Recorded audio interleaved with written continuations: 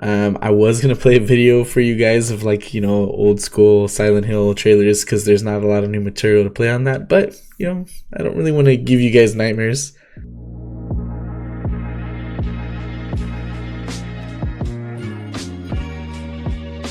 What's going on, everyone? Welcome to this week's episode of This Week Today with CuriousJ, where we talk about gaming and streaming news. I'm your host, CuriousJ. I appreciate y'all being here. This week's been a little bit of a weird one. Just a bunch of the same kind of rinse and repeat. I mean, as I talked about in last week's episode, Warcraft 3 Reforged completely tanked. I don't want to talk too much about it, but something did change. If you're looking to get a refund on the game, they're now giving full refunds no matter how many hours you've put into the game, no questions asked. So do that in your own discretion, whether you want your money back or not, whether you enjoyed the game or not. It's totally up to you. But anyways, with all that aside, let's talk about some other games. So a lot of you know about the game Fable, made popular in the Xbox. I think there was some PC version of it, but it was really popular for the Xbox. There was a spin-off game called Fable Fortune that was a card-based game, trading card game. And unfortunately, after only a few years on the market, the card game Fable Fortune, spin-off title from the popular RPG series Fable, will be shut down. So Fable was one of the Xbox's most unique RPG titles when it was originally released in 2004. Really good game. Although I only played the first one, I know there was a part 2 and a 3 made that were equally as popular as the first one. So Fable Fortune, like many other card games based on larger video game properties like, say, The Witcher 3's Gwent, was not quite as popular as its predecessors. That doesn't mean fans weren't playing at first. I mean, Fable Fortune sported 30 different seasons during its short lifespan. And although most players would rather see everyone involved with the IP working on a brand new Fable sequel game, there were still some gamers who enjoyed the simpler card-based approach and mechanics. However, those fans may now be in for a disappointment. According to a recent post from the Fable Fortune team on the game's official website, Fable Fortune will be shut down on March 4th, 2020. This includes all of the current and future game servers, meaning no one will be able to play at all once the end arrives. The in-game store has been shut down already, but you can still use what you have to play the game until it's officially shut down. In a message to their fans, the Fable Fortune team thanked all the players who had supported their project throughout its development, stating, "We'd like to thank everyone who has joined us for the journey and extend our gratitude to the entire Fable Fortune community." According to a report from Rock Paper Shotgun, it's no surprise the game is closing, as it had absolutely zero online players at the time of their observation, and a peak number in January of only 6. I mean, I gotta agree, it's really no surprise when you only have 6 people playing for an entire, well, that was their peak for the entire month of January. So yeah, I mean, if you're a fan of the Fable series, don't lose hope just yet, because it looks like Fable 4 might be in the works, so keep an eye out for that, guys. So, 2 new Silent Hill games are reportedly in development from Konami.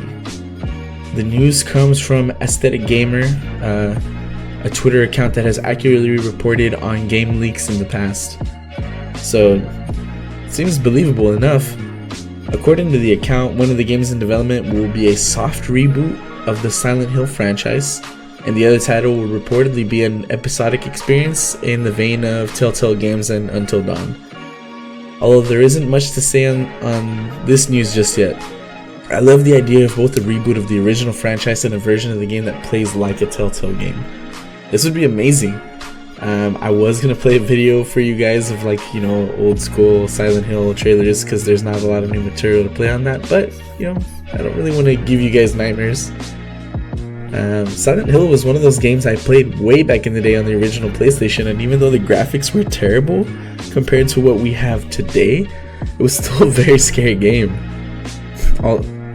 Also, when I think of Silent Hill, I can't help but think back to the one scene in the movie where Pyramid Head just rips the skin off that one person. That's a scene I don't think I'll ever forget. Of course, if anything else comes up about this reboot, I'll be sure to keep you guys posted.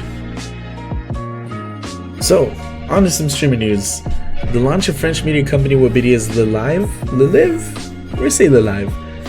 The LeLive program didn't go to plan, as the Twitch channel was plagued with problems before it found itself being banned after only a few hours.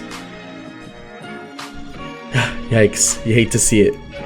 The LeLive launch kicked off on Monday, February 3rd, as Webedia looks to expand its online presence by adding to a brand new Twitch program for younger viewers on their pre-existing YouTube, Dailymotion, Mixer, Molotov TV, Snapchat, TikTok, Twitter, and Facebook channel. Like many other brands, they had it all already set up. They were just trying to expand onto Twitch.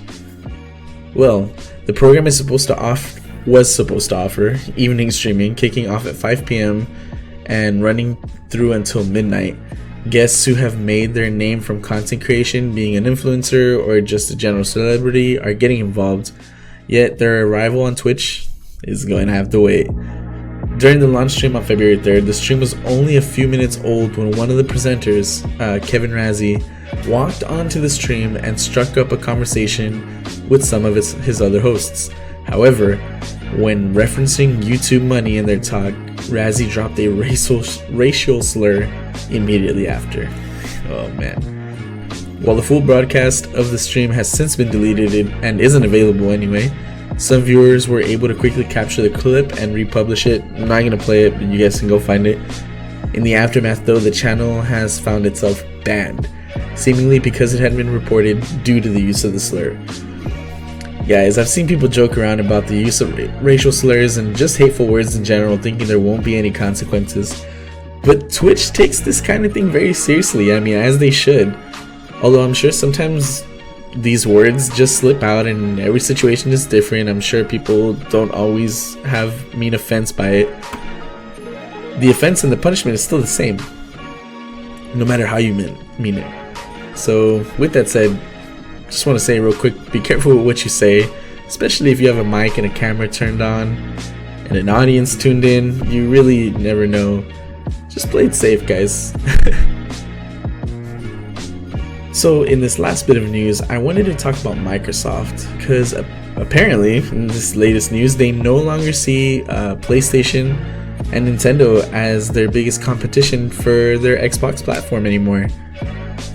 Phil Spencer, Microsoft's head of gaming, said he now considered Amazon and Google as his top rivals because of their cloud computing infrastructure. Cloud gaming tackles some common frustrations experienced by players, but introduces some issues of its own. Mr. Spencer said his traditional rivals Nintendo and Sony were out of step with the future of gaming. He says, when you talk about Nintendo and Sony, we have a ton of respect for them, but we see Amazon and Google as the main competitors going forward. He told Protocol, a new technology news website. That's not to disrespect Nintendo and Sony, but the traditional gaming companies are somewhat out of position. Google entered the home gaming market in 2019 with its Stadia streaming service, which still has a long way to go, but I can see it doing really very well in the future, just because it has so much time still left to grow, man. So much is going to change with things like Stadia in play. The company's vast cloud computing business means it has the necessary infrastructure in place, but critics say the lineup of games on Stadia is currently sparse. Like I said, has a lot of room to grow, guys. While Amazon and Apple offer games on their app stores and Apple offers a monthly subscription, they do not currently offer a cloud gaming service. However, Amazon also operates an enormous cloud computing business and is rumored to be developing a game service. That wouldn't surprise me in the least, because one, we already know Amazon's huge, and they're already starting to make games of their own. They have their MMO coming out this year. I mean, that's pretty huge in itself, so you really never know. Microsoft might be right. They might have way more competition coming from Google and Amazon than they do from Sony and Nintendo.